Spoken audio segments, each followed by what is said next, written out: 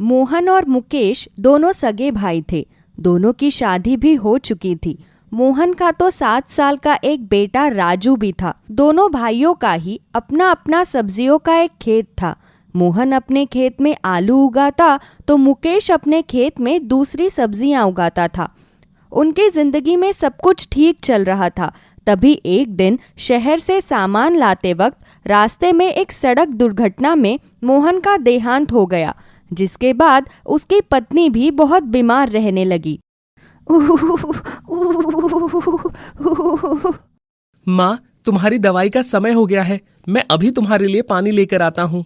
राजू अपनी माँ के लिए पानी लेकर आता है, लेकिन जब वो दवाई की थैली को देखता है तो उसमें शारदा की सारी दवाइयाँ खत्म हो चुकी थी। माँ, तुम्हारी दवाई तो खत्म हो गई। मैं अभी चाची को बताता हूँ, वो जाकर तुम्हारे लिए दवाई ले आएगी। राजू बड़े ही सीधे स्वभाव से अपनी चाची के पास जाता है। चाची, चाची। हे भगवान, ये लड़का फिर चाची चाची करके मेरे सर में दर्द करने आ गया। क्यों सुबह सुबह चाची चाची चिल्ला रहा है? क्या हो गया? चाची, माँ की दवाइयाँ खत्म हो गई हैं। उन्हें बहुत देर से खांसी आ रही है। उनकी तबीयत ठीक नहीं है। आप उनके लिए दवाई लेकर आओ ना। हाँ हाँ, क्यों नहीं। तेरा बाप तो यहाँ पर पैसों की खान खोद कर गया है ना, जो आए दिन तुम लोगों का नया खर्चा उठाऊं मैं? नहीं, मेरे पास तेरी माँ की दवाई के लिए कोई पैसे वैसे नहीं है। जा यहाँ से। राजू अपना छोटा सा मुंह लेकर वहां से आ जाता है। माँ, चाची ने कहा कि वो बाद में तुम्हारी दवाई ले आएंगी। अभी तुम ये गर्म पानी पी लो, इससे तुम्हें खांसी नहीं आएगी। गर्म पानी पीने के बाद शारदा की खांसी कुछ कम होती है। शाम को शालू खाना बनाती है तो वो अपने और अपने पति के लिए तो अच्छा अच्छा खाना बना लेती है, लेकिन उन दोनों को वो खाने के लिए सूखी रोटी के साथ नमक दे देती है। शालू, क्या आज तुमने खाने में सब्जी नहीं बनाई? बनाई है, लेकिन सब्जी इतनी ही है कि मैं और मुकेश जी ही खा सके। अच्छा, कोई बात नहीं शालू, बेशक तुम मुझे सब्जी मत दो, लेकिन राजू को तो खाने के लिए थोड़ी सब्जी दे दो। वो बेचारा नमक के साथ सूखी रोटी कैसे खाएगा? मैं तुम दोनों को खाने के लिए रोटी दे रही हूँ ना, वो ही बहुत बड़ी बात है। मोहन भैया खुद तो चले गए, लेकिन आप दोनों का बोझ हमारे माथे पर मर गए। न जाने हमें कब तक आप दोनों का बोझ उठाना पड़ेगा। क्या हम दोनों तुम पर बोझ है? भूलो मत शालू, ये घर जितना तुम्हारा है उतना ही हमारा भी है। और जिस खेत की पूरी जमीन पर इस समय मुकेश भैया खेती करके उस फसल को बाजार में बेच रहे हैं, उस जमीन में से आधी जमीन हमारी है। मैं कुछ समय के लिए बीमार क्या हो गई, तुमने तो मुझे ताने ही देने शुरू कर दिए। ऊपर से तुम हमारे साथ ऐसा व्यवहार कर रही हो।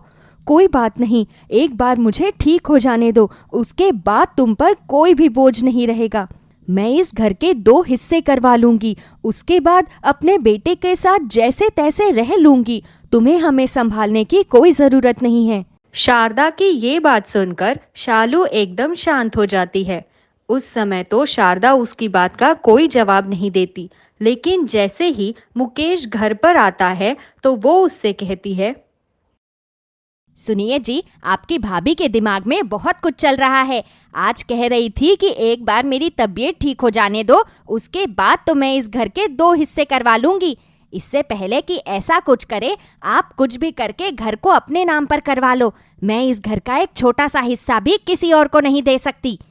ठीक है भाग्यवान, तुम इन सब की चिंता मत करो, मैं सब कुछ संभाल लूंगा। दोनों पति पत्नी कुछ ऐसा करने वाले हैं, इसकी तो शारदा को भनक भी नहीं थी, और ना ही वो बेचारी पढ़ी लिखी थी। तभी एक दिन मौका पाकर मुकेश ने धोखे से जमीन के कागजात पर उसका अंगूठा लगवा लिया और उन दोनों को धक्के मारकर घर से निकाल दिया। बहुत बोल रही थी ना उस दिन कि एक बार मुझे ठीक हो जाने दे, उसके बाद मैं घर के 2 हिस्से करवा लूंगी। इसीलिए कहते हैं ज्यादा चालाकी अच्छी नहीं होती। एक ही झटके में निकाल दिया ना अब तुझे और तेरे इस बेटे को इस घर से बाहर। मैं कभी सपने में भी नहीं सोच सकती थी कि तुम दोनों इस हद तक गिर जाओगे। जब मैं इस घर में शादी करके आई थी तो मुकेश 15 साल का था। उसको अपने बच्चे की तरह पाला मैंने, लेकिन उसने भी ऐसा करने में थोड़ा सा भी संकोच नहीं किया। लेकिन एक बात याद रखना कि तुम दोनों ने जो किया है उसका फल तो तुम जरूर भुगतोगे। अगर आज मोहन जी जिंदा होते तो हमें कभी ये दिन नहीं देखना पड़ता। शारदा राजू को लेकर वहां से चली जाती है। वो गांव की नदी के किनारे एक झोपड़ी डालकर वहां पर रहने लगती है। हे भगवान, घर में खाने को अन्न का एक दाना भी नहीं है। राजू अभी घर पर आएगा तो मैं उसे क्या खिलाऊंगी। माँ, मैं आ गया माँ। देखो मैं अपने साथ क्या लेकर आया हूँ। अरे, तो ये इतने सारे आलू कहाँ से लेकर आ गया? इन्हें मैं अपने खेत से लेकर आया हूँ माँ। चाचा चाची ने धोखा करके हमारा सब कुछ छीन लिया, लेकिन असल में तो वो सब हमारा ही है। इसीलिए मैं खेत से छिपकर ये आलू ले आया हूँ। तुम इनसे आलू के पराठे बना लो। शारदा उन आलूओं से आलू के पराठे बनाकर तैयार करती है। अब ऐसे ही राजू आए दिन अपने आलू के खेत से आलू तोड़ तोड़ कर लेकर आने लगा। राजू एक दिन खेत से आलू तोड़ रहा था, तभी उसके चाचा की नजर उस पर पड़ी। अच्छा, तो तू है जो इतने दिनों से मेरे खेत से आलू चुरा रहा है। वही मैं सोचूं रोज रोज खेत से आलू कहाँ चले जा रहे हैं। हाँ, मैं ही रोज यहाँ से आलू तोड़कर ले जाता हूँ, क्योंकि ये खेत आपका नहीं मेरे पिताजी का है। आपने तो धोखे से इस खेत को हमसे हड़प लिया है। तेरे इतनी हिम्मत कि तू मुझे उल्टा जवाब दे रहा है, मुझसे जबान लड़ा रहा है। अब तो मुझे तुझे इसका जवाब देना ही होगा। रुक, अभी बताता हूँ तुझे। मुकेश पास में पड़े एक लकड़ी के डंडे को उठाता है और राजू की पिटाई करना शुरू कर देता है। मुझे मत मारो चाचा, मुझे बहुत दर्द हो रहा है, छोड़ दो मुझे। मुकेश राजू को इतनी बुरी तरह पीटता है कि राजू के शरीर पर डंडे की चोट से नील के निशान पड़ जाते हैं। तभी राजू की आवाज से आलू के खेत में सो रहे जादुई आलू की आंख खुलती है। अरे, ये इतनी जोर जोर से कैसी आवाजें आ रही है? अरे ये क्या? ये तो राजू है, लेकिन ये मुकेश इसे पीट क्यों रहा है? बोल, आज के बाद आएगा मेरे इस आलू के खेत में चोरी करने के लिए? बोल। नहीं चाचा, मैं यहाँ फिर कभी नहीं आऊंगा। मुझे छोड़ दो, मुझे बहुत दर्द हो रहा है। मुझे माँ के पास जाने दो। निर्दयी मुकेश, एक तो इसने पहले धोखे से इन लोगों से इनका सब कुछ छीन लिया, और अब इतने छोटे बच्चे पर इस तरह अत्याचार कर रहा है। आज तो ये मेरे हाथों से बचेगा नहीं। आज तो मैं इसको ऐसा सबक सिखाऊंगा कि ये जिंदगी भर उसे याद रखेगा। सुन है जादुई डंडे, जैसे ये निर्दयी मुकेश तुझसे मासूम राजू की पिटाई कर रहा है, वैसे ही अब तू इसकी पिटाई कर।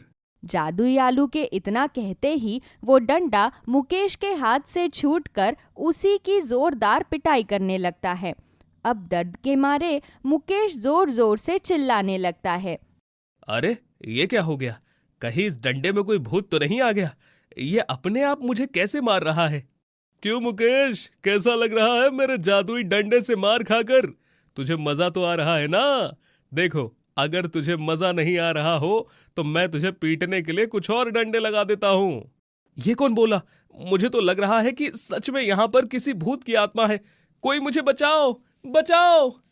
अब आया ना मजा बच्चू? जब खुद को डंडे पड़ रहे हैं तो दर्द का एहसास हो रहा है, वरना इतनी देर से इस मासूम बच्चे को पीट रहा था तब तुझे इस पर जरा सी भी दया नहीं आई। अब जब तक तू मार खा खाकर बेहोश नहीं हो जाएगा तब तक मेरा जादुई डंडा तुझे पीटता ही रहेगा। तुम जो भी हो, तुमने मेरी मदद की, उसके लिए तुम्हारा बहुत बहुत धन्यवाद। आखिर तुम कौन हो? तुम मुझे दिख क्यों नहीं रहे? अरे राजू, मैं तुझे दिखूंगा तो तब जब तुम मुझे देखोगे। जरा पलट कर देखो, मैं तुम्हारे पीछे ही खड़ा हूं। मैं हूं जादुई आलू। राजू जैसे ही पलट कर देखता है तो उसके सामने जादुई आलू खड़ा होता है, जिसके 2 छोटे छोटे हाथ पैर और 2 प्यारी प्यारी आंखें भी थी।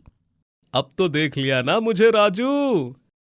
हाँ, मैंने तुम्हें देख लिया, लेकिन क्या तुम आलू के भूत हो? तुम्हारे तो मेरी तरह हाथ हैं, पैर हैं, तुम मुझसे बात भी कर सकते हो। चाचा सही कह रहे थे, तुम जरूर कोई भूत हो। अरे नहीं, मैं कोई भूत नहीं हूं राजू। मैंने तुम्हें बताया ना, मैं जादुई आलू हूं। इसीलिए मैं ऐसा हूं क्योंकि मेरे पास जादुई शक्तियां हैं। मैं जानता हूं तुम्हारे चाचा चाची ने तुम्हारे साथ बहुत गलत किया, लेकिन तुम चिंता मत करो, मैं तुम्हें तुम्हारा सब कुछ वापस दिला दूंगा। क्या तुम सच कह रहे हो? अगर तुमने ऐसा कर दिया तो मेरी माँ बहुत खुश हो जाएंगी। फिर मेरी माँ को किसी बात की कोई चिंता नहीं रहेगी। अरे तुम दोनों बाद में बातें कर लेना, लेकिन तुम अभी इस डंडे को रोको, वरना ये मुझे पीट पीट कर जान से ही मार देगा। रोको इसे। ये तो बस अब एक शर्त पर ही रुकेगा। तुमने अपने भाई मोहन का घर और खेत जो हड़प लिया है उसे इन्हें वापस करो, वरना ये डंडा तुम्हें पीटना बंद नहीं करेगा। ठीक है, मैं वादा करता हूं कि इन्हें इनका सब कुछ लौटा दूंगा। तुम इस डंडे को रोको। रुक जाओ जादुई डंडे। शुक्र है इसने मुझे मारना बंद किया। ज्यादा खुश मत हो, अभी के अभी जमीन के कागजात पर दस्तखत करके मुझे दो, वरना मैं तुम्हारा वो हाल करूंगा जो तुमने कभी सपने में भी नहीं सोचा होगा। मुकेश डरकर उन्हें उनका सब कुछ लौटा देता है। राजू अपनी माँ के पास जाकर उन्हें सारी बात बताता है और उन्हें वापस घर ले आता है। तभी जादुई आलू अपने जादू से उस घर के 2 हिस्से कर देता है। अब शारदा अपने बेटे के साथ सुकून से घर में रहती है। साथ ही वो घर का खर्च चलाने के लिए अपने आलू के खेत में आलू बोकर उन्हें बाजार में बेचने लगती है। जादुई आलू की मदद से उनकी जिंदगी में सब कुछ ठीक हो जाता है और वो खुशी खुशी अपनी आगे की जिंदगी जीने लगते हैं। रवि एक घमंडी और लालची आदमी था। वो हमेशा दूसरों को देखकर जलता था। वो किसी को भी कभी खुश नहीं देख सकता था। ऐसे ही एक शाम रवि की पड़ोसन आरती खुशी खुशी हाथ में मिठाई का डब्बा लेकर आती है और रवि और उसकी पत्नी ज्योति को मिठाई देते हुए कहती है, अरे ज्योति बहन, रवि भाई साहब, कहाँ हैं आप दोनों? अरे जरा यहाँ तो आइए और अपना मुंह मीठा कीजिए। क्या बात है बहन जी, मुंह मीठा किस खुशी में? अरे वो दरअसल बात ये है कि मेरे पति ने आज 4 व्हीलर गाड़ी खरीदी है। हमारे पूरे खानदान में ये पहली कार है। हम धीरे धीरे तरक्की कर रहे हैं। इसी खुशी में मैं और मेरे पति हम दोनों मिलकर पूरे मोहल्ले में मिठाई बांट रहे हैं। अरे भारती बहन, ये तो बहुत अच्छी बात है। भगवान करे कि आप ऐसे ही दिन दुगुनी रात चौगुनी तरक्की करें और मैं एक नहीं बल्कि 2-2 मिठाइयाँ खाऊंगी। हाँ बहन जी, 1-2 मिठाई से काम नहीं चलेगा, हमें तो पूरा डिब्बा चाहिए। अब जब आपने इतनी महंगी गाड़ी खरीद ही ली है तो ये 2 लड्डू की कंजूसी क्या ही करना। आप एक काम करो, अभी पूरा डब्बा हमें ही दे दो। अच्छा जी, कोई बात नहीं, आप ही पूरा डब्बा रखे। अभी घर में 10-12 डब्बे और रखे हुए हैं। वैसे 1 हफ्ते बाद हम अपने घर में एक पूजा करवाना चाहते हैं, तो आप लोग पूजा में जरूर आइएगा। जी बहन जी, जरूर आएंगे। अच्छा ठीक है जी, अब मैं चलती हूँ। बाकी लोगों को भी तो मिठाइयाँ देनी है ना। चेहरे पर नकली हंसी लेकर रवि मन ही मन आरती की तरक्की देखकर जलने लगता है और उसके जाते ही बोलता है, अरे आग लगे इसकी गाड़ी में, मिठाई बांट के हमारे जले पर नमक डालने की कोशिश कर रही है ये औरत। भगवान भी न जाने क्यों ऐसे ही लोगों को तरक्की देता है। तभी उसकी पत्नी उसे समझाती है और कहती है, अरे आप ये कैसी बातें कर रहे हैं? आपको पता भी है दोनों पति पत्नी ने मिलकर कितनी मेहनत की है, तब जाकर उनके घर में गाड़ी आई है। और आप है कि कह रहे हैं कि आग लगे उनके गाड़ी में। हमें कभी भी किसी के बारे में गलत नहीं कहना चाहिए। देखो अब तुम ज्यादा मत बोलो, मुझे पता है कि मैं क्या बोल रहा हूँ और क्यों बोल रहा हूँ। मुझे तुम्हारे जैसा अच्छा बनने का कोई शौक नहीं है। देखो, बात यहाँ अच्छे और बुरे की नहीं है। बात ये है कि आप अपने मुंह से कभी किसी के लिए उल्टे शब्द का इस्तेमाल मत करो। वो बेचारी हमारे साथ अपनी खुशी बांटने आई थी, तो कम से कम उसके बारे में अच्छा बोलो। देखो, मेरा दिमाग खराब करने की जरूरत नहीं। मेरा जो दिल करेगा मैं वो करूँगा। मैंने तुमसे एडवाइस नहीं मांगी है। रवि को गुस्सा आता है और वो वहाँ से अपने कमरे में चला जाता है। ऐसे ही रात के करीबन 3 बजे मोहल्ले में बहुत शोर हो रहा था। तभी ज्योति की आँख खुलती है और वो खिड़की खोलकर देखती है कि आरती की गाड़ी में आग लगी हुई है। आसपास के लोग उसकी गाड़ी में लगी हुई आग को बुझाने की कोशिश कर रहे थे। तभी आरती भागते हुए रवि के पास जाती है और कहती है, अरे रवि उठो, अरे देखो ना, आरती बहन की नई गाड़ी में आग लग गई है। हे भगवान, आखिर ये सब कैसे हुआ? रवि उठो ना जल्दी। अरे अगर उसकी गाड़ी में आग लग गई तो मैं क्या करूं? और अच्छा ही हुआ उसकी गाड़ी जल गई। छी, शर्म आनी चाहिए तुम्हें। उन दोनों पति पत्नी ने कितनी मेहनत से वो गाड़ी खरीदी थी और न जाने किसकी बुरी नजर लग गई। अरे जल्दी चलो, एक पड़ोसी होने के नाते हमारा भी फर्ज बनता है कि हम उनके दुख की घड़ी में उनके साथ रहे। ज्योति रवि के साथ आरती के घर जाती है। आरती और उसके पति कृष्ण का रो रो कर बुरा हाल था। हे भगवान, आखिर किसको मेरे घर की खुशियां बर्दाश्त नहीं हो रही है? आखिर किसने ऐसा बुरा काम किया है? भगवान, उसको कीड़ों की मौत मारना। अच्छा नहीं किया जिसने भी ये किया है। ऐसे ही कुछ दिन बीत जाते हैं। एक दिन रवि मार्केट से सब्जी लेकर घर वापस आ रहा था। तभी रास्ते में उसे अपना पुराना दोस्त विजय मिलता है।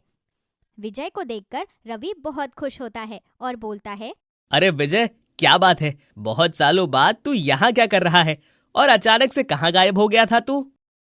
अरे भाई, तुझे तो पता ही है कि मेरी गवर्नमेंट जॉब लग गई है और अब इस छोटे से शहर में रहने का क्या ही मतलब बनता है। इसीलिए मैं अपनी फैमिली के साथ मुंबई में शिफ्ट हो गया हूँ। अब मेरे पास किसी भी चीज की कोई कमी नहीं है। और बता, तू क्या कर रहा है? वैसे अभी जो तेरी हालत है उसे देखकर यह अंदाजा लगाना बहुत आसान है कि तू अभी भी वही प्राइवेट नौकरी कर रहा है। अरे भाई, मेरी छोड़ और ये बता कि तू यहाँ कितने दिन रुकने वाला है? यही कुछ 1 हफ्ता। इस शहर में हमारी जो प्रॉपर्टी है उसे बेचने आया हूं मैं, ताकि इस शहर से हमारा कोई लेना देना ना रहे। अच्छा चल ठीक है, मैं तुझसे बाद में मिलता हूँ। रवि को मन ही मन गुस्सा आ रहा था।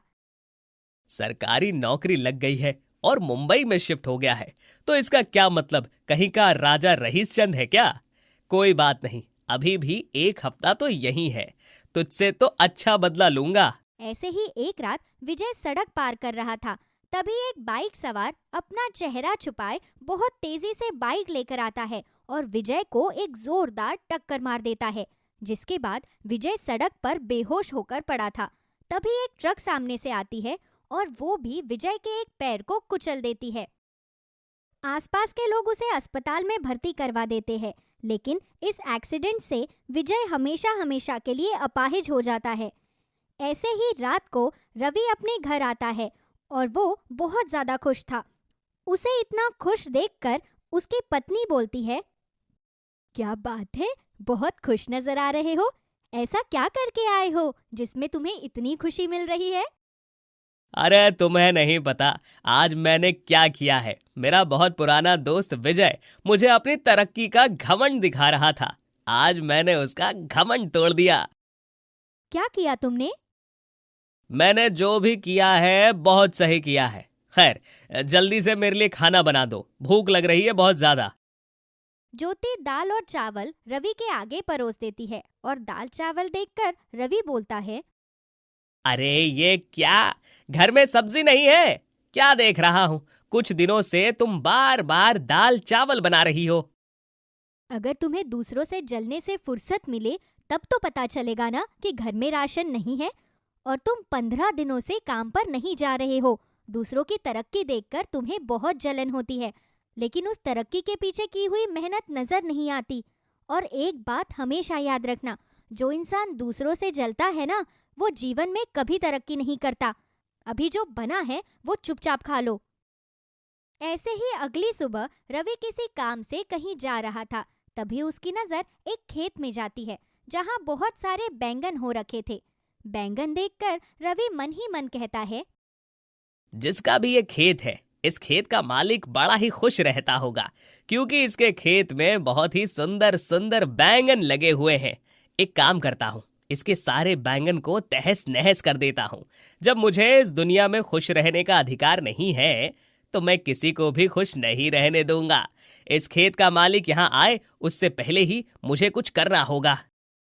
रवि बैंगन के खेत में घुस जाता है और अपने पैर से सारे बैंगन और उसके पौधों को कुचलने लगता है। तभी उसकी नजर एक अनोखे काले बैंगन पर पड़ती है। वो जैसे ही उस काले बैंगन पर पैर रखने जाता है, तभी वो काला बैंगन धीरे धीरे बड़ा हो जाता है, इतना बड़ा कि रवि उसके आगे छोटा नजर आ रहा था। तभी वो काला बैंगन रवि को देखकर जोर जोर से हंसता है और बोलता है, तू जैसा इंसान तो मैंने अपनी पूरी जिंदगी में नहीं देखा। अरे बहुत घटिया किस्म का आदमी है तू। आज तुझे मैं तेरे किए की सजा देकर ही रहूंगा। बहुत लोगों के साथ तूने बुरा किया है। अरे कौन हो तुम और मुझसे इस तरह की बात करने की हिम्मत कैसे हुई तुम्हारी? मैं एक जादुई काला बैंगन हूं और मुझे पता है तुम्हारे बारे में। तुम यहाँ अपने आप नहीं आए हो, बल्कि मैंने खुद तुम्हें यहाँ बुलाया है, क्योंकि तुम एक नंबर के चल कुकड़े इंसान हो। दूसरों की तरक्की देखकर तुम्हें बहुत जलन होती है। तुम्हें ये सब पता भी है तो तुम मेरा कुछ नहीं कर सकते, और मैं कभी भी किसी इंसान को खुश नहीं देख सकता, क्योंकि मैंने अपने जीवन में बहुत ही दुख और कष्ट सहे हैं। मुझे अच्छे से पता है, आरती की गाड़ी तुमने ही जलाई थी। अपने दोस्त विजय का एक्सीडेंट तुमने ही किया था, क्योंकि तुमसे इन लोगों की तरक्की सही नहीं जा रही थी। आखिर क्या बिगाड़ा था इन्होंने तुम्हारा? तुमने जो किया उसकी सजा अब मैं तुम्हें देकर रहूंगा। इतना बोलकर जादुई काला बैंगन अपनी जादुई शक्ति से रवि के ऊपर आग का गोला फेंकने लगता है। ये सब देखकर रवि घबरा जाता है और वो हाथ जोड़कर जादुई काले बैंगन से अपनी गलतियों की माफी मांगता है और कहता है, भगवान के लिए मुझे माफ कर दो, मुझसे बड़ी भूल हो गई। मैं हमेशा दूसरों से जला करता था। मुझे ऐसा लगता था कि मैं क्यों तरक्की नहीं कर पा रहा, इसीलिए मैं दूसरों की तरक्की ही छीन लेता था। लेकिन तेरी वजह से एक निर्दोष अपाहिज हो गया। जो इंसान किसी की तरक्की को देखकर जलता है, वो कभी कामयाब नहीं हो सकता। लेकिन मैंने आरती और विजय के साथ जो कुछ भी किया, उसके लिए मैं तुमसे हाथ जोड़कर माफी मांगता हूँ और वादा करता हूँ कि मैं कभी भी किसी के साथ बुरा नहीं करूंगा। क्या तुम्हारे माफी मांग लेने से विजय का पैर ठीक हो सकता है? उसके साथ जो कुछ भी हुआ उसे तुम ठीक कर सकते हो? ये सुनकर रवि की बोलती बंद हो जाती है। तभी जादुई काला बैंगन रवि को अपाहिज बना देता है और बदले में विजय को ठीक कर देता है। लो, तुमने जो किया उसकी सजा मैंने तुम्हें दे दी। अब तुम अपाहिज बनकर रहोगे, जैसे विजय था। इतना बोलकर जादुई काला बैंगन वहां से चला जाता है। तो वहीं दूसरी तरफ रवि को अपने किए पर बहुत पछतावा हो रहा था। वो बहुत बुरी तरह से रोने लगता है